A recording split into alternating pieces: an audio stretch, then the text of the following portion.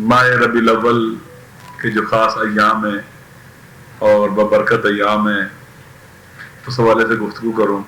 سب سے پہلے آپ سب کو اس ببرکت مہینے میں عید میلاد النبی کی مناسبت سے ہدیہ تبلیغ و تہنیت پیش کرتا ہوں۔ اسی طرح سے امام جعفر صادق علیہ الصلوۃ والسلام کی ولادت بھی اسی مہینے میں ہوئی ہے، جو رسول پاک صلی اللہ علیہ وسلم کی آل میں سے ہے۔ خوشی کا مہینہ ہے، عید کا مہینہ، عید کا معنی ہوتی خوشی ہے، یعنی بہت ہی ببرکت ہے۔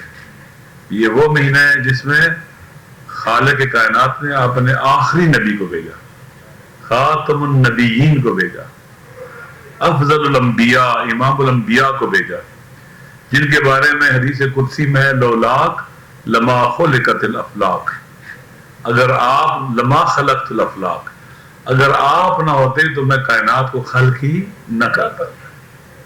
یعنی اس قدر بابرکت مہینہ ہے۔ آپ جانتے ہیں کہ حضرت عیسیٰ علیہ السلام کے حواریوں نے کہا یا ان کے لوگوں نے کہا کہ ہمیں خدا متعال سے دعا کیجئے اور اللہ تعالیٰ آسمان سے ہمارے لیے دسترخوان اتارے جو ہمارے اول پہلے والوں کے لیے بھی اگلوں اور پچھلوں کے لیے عید ہوگا۔ دسترخوان اگر آسمان سے اترے تو وہ عید ہے، تو اللہ کی طرف سے آخری نبی آئے تو سب سے بڑی عید ہے وہ ایام اور وہ دن۔ تو اس حوالے سے میں آپ سب کی خدمت میں ہدیہ تبلیغ و تہنیت پیش کرتا ہوں۔ آپ ہمارے لیے ہدایت کا سامان لے کے آئے، ہادی برحق تھے۔ ہدایت کرنا یعنی انسان کو اس راہ پر چلانا جو انسان کو رشد اور کمال کی طرف لے جائے، انحطاط اور پستی سے نکال دے۔ لہذا قرآن سراپا ہدایت ہے، بسم اللہ الرحمن الرحیم سے لے کر آخری سورہ تک، الحمد کی بسم اللہ سے لے کر قرآن ہدایت ہے، اس کی ہر آیت ہدایت ہے۔ قرآن ہم سب کے لیے ہدایت ہے۔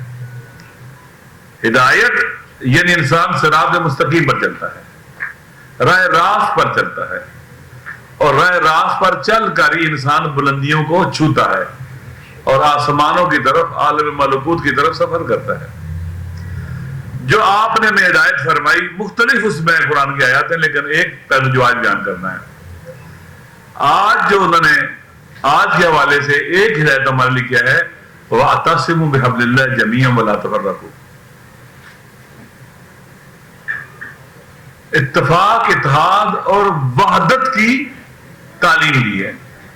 اکٹھے ہو جاؤ، منتشر نہ ہو، تفرقہ مت ڈالو آپس میں۔ یہ اس ہادی برحق کی طرف سے ہمارے لیے ہدایت ہے جو قرآن مجید میں موجود ہے۔ اتفاق، اتحاد اور وحدت، ایک گھر جو فیملی چھوٹی سی اکائی ہوتی ہے، اس کے بغیر وہ فیملی بھی باقی نہیں رہ سکتی۔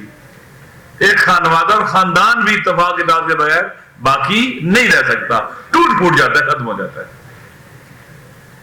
6 رسد کے پاکستان جیسے ملک مثلا جہاں 24-25 کروڑ انسان ہیں، یا مسلم امہ جو 2 ارب کے قریب ہے،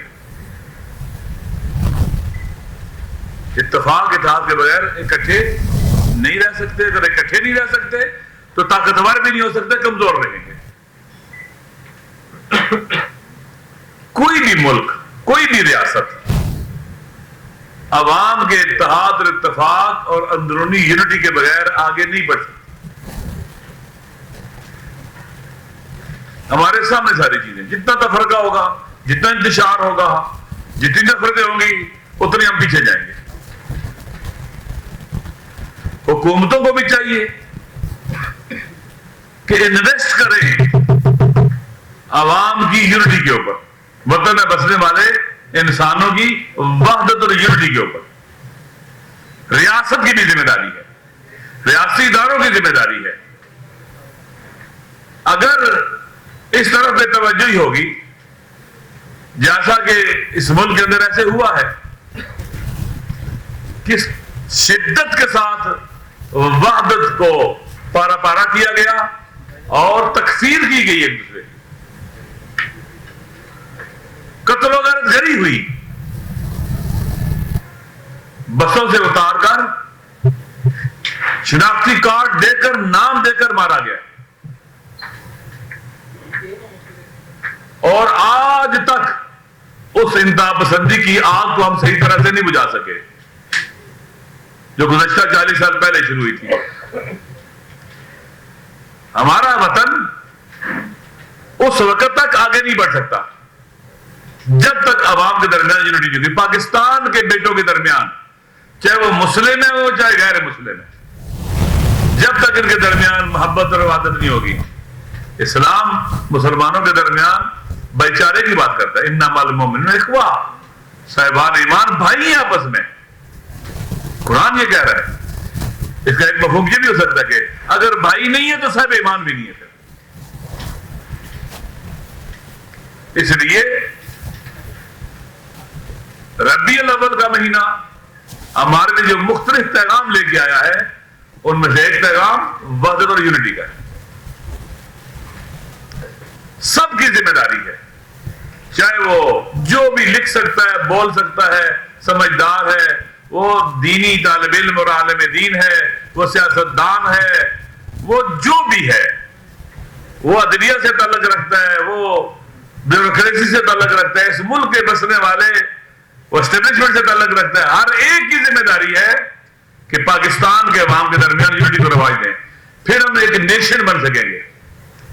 تفرقہ ہو ہمارے درمیان، انتشار ہو، کبھی نیشن بننے کا کام نہیں ہوگا۔ جب ہم ایک قوم نہیں بنیں گے، اس ملک کو بھی نہیں بچا سکیں گے، مشکلات بحرانوں سے نہیں نکال سکیں گے۔ ایک نسخہ کیمیا ہے، مختصر سے جملے آیت کے، وَاعْتَصِمُوا بِحَبْلِ اللَّهِ، اللہ کی رسی کو مضبوطی سے پکڑ لو، وَلَا تَفَرَّقُوا، اور آپس میں تفرقہ مت ڈالو۔